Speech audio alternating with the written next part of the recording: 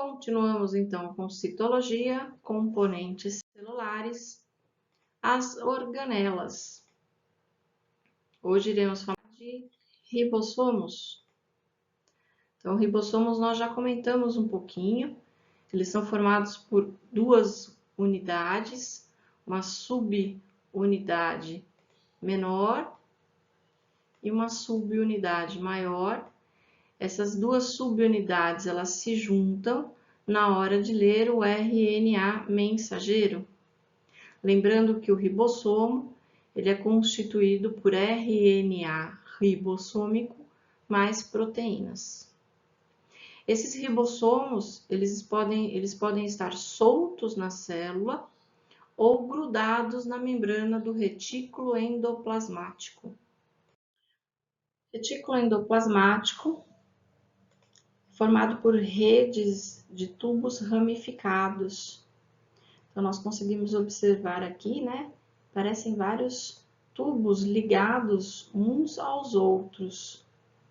E nós temos dois tipos de retículo endoplasmático. Retículo endoplasmático rugoso, este de cor de rosa. A gente consegue verificar que existem vários pontinhos. Esses pontinhos são os ribossomos. Então, ele pode ser chamado retículo endoplasmático rugoso ou retículo endoplasmático granuloso, por conta da presença dos ribossomos. E temos também o retículo endoplasmático liso, que ele tem a membrana lisa. Retículo endoplasmático liso ou retículo endoplasmático não granular. Os retículos, eles têm como principal função o transporte de substâncias. Para poder transportar substância, que é a principal função que vocês vão encontrar em provas, ele precisa antes armazenar. Então, a gente fala que ele armazena e transporta as substâncias.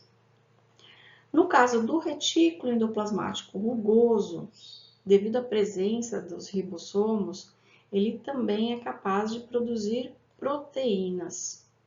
Só que essas proteínas são proteínas de secreção. São aquelas proteínas que são colocadas para fora da célula. Então, a célula produz a proteína e essa proteína ela vai ter uma utilidade em outro tecido ou em outro órgão. Então, a gente pode falar que são proteínas tipo exportação. E as proteínas que o ribossomo livre produz são proteínas de uso da própria célula.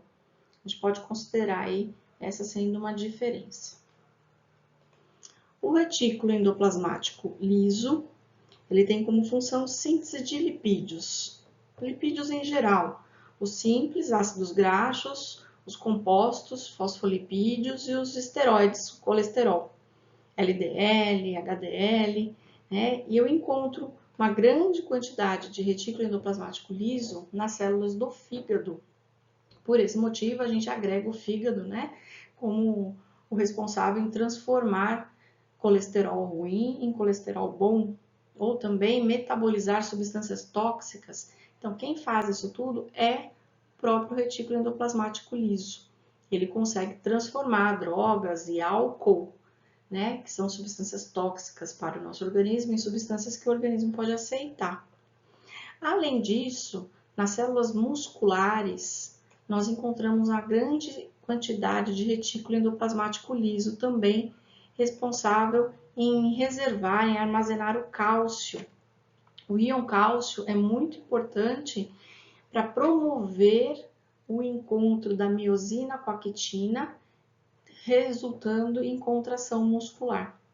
A quitina e a miosina ficam em relaxamento e elas precisam se encontrar. Então, quem ajuda, né, elas se encontrarem para que ocorra a contração muscular é o íon cálcio. E a gente vê uma grande quantidade de retículo liso na célula muscular, reservando esses íons cálcio. Bom, tanto liso quanto rugoso, eles normalmente transportam as suas substâncias para o complexo golgiense, ou complexo de Golgi, ou sistema golgiense. Ele é formado por vários sacos achatados, de 3 até 6, 8 sacos achatados. E em volta tem as vesículas de secreção, que estão saindo dele, inclusive, ó, que seria esse aqui, ó, ok? Essas vesículas não têm relação, não formam canais como o retículo rugoso. Então, dá para separar, dá para saber diferenciar bem um do outro.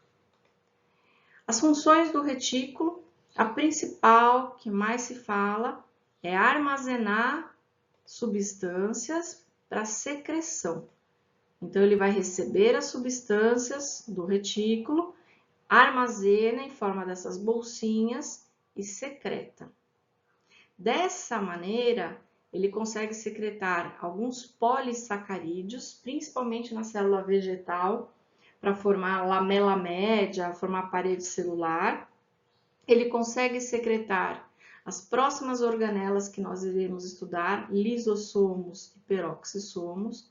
E ele também consegue secretar o acrossomo, muito importante para o espermatozoide.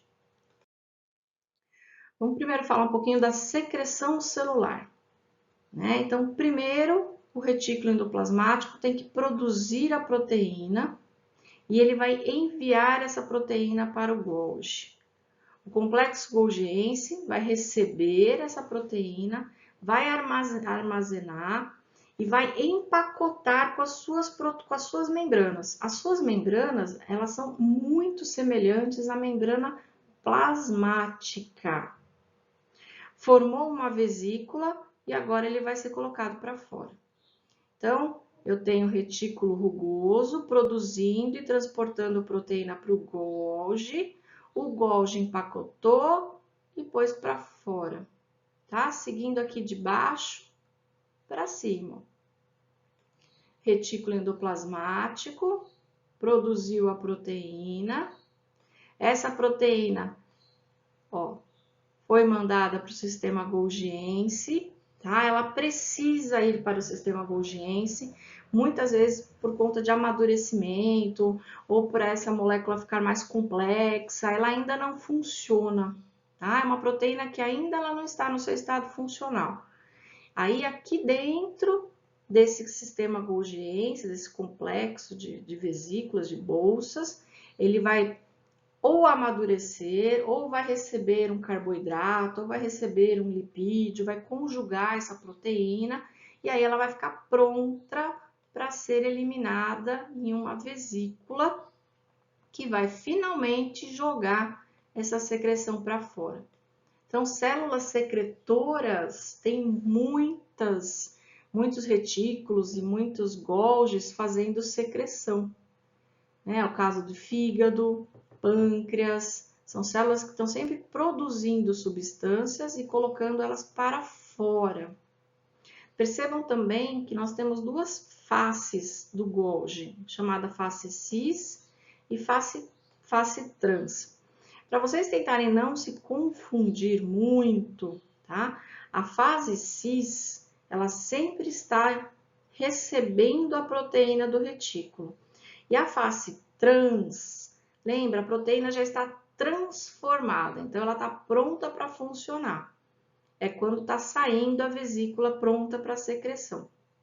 Então, sempre vai entrar pela face cis e vai sair pela face trans. Aqui no caso eu tenho um espermatozoide, né? O espermatozoide ele é formado inicialmente como uma célula no padrão, né? E ela passa por uma transformação, onde ela perde uma grande parte das suas organelas, ela fica com o material genético aqui dentro do núcleo, ela fica com mitocôndrias aqui na peça intermediária e ela desenvolve aí uma cauda, que é um flagelo, que vai ajudar ela a chegar até o óvulo. Aqui na cabeça do espermatozoide, além do núcleo, a gente encontra aqui na frente uma bolsinha chamada acrossomo. Ela contém enzimas digestivas que vão ajudar a digerir a membrana do óvulo. É uma enzima especial que vai digerir o ácido hialurônico da membrana plasmática da célula do óvulo. Assim que o espermatozoide conseguir penetrar no óvulo, ele vai jogar somente a parte da cabeça dentro do óvulo, que é o que interessa para a fecundação. O resto ficou para fora. Esse óvulo, ele sofre uma mudança e a membrana dele passa a não ser mais digerida pelos espermatozoides. Por isso, somente um espermatozoide é capaz de penetrar no óvulo.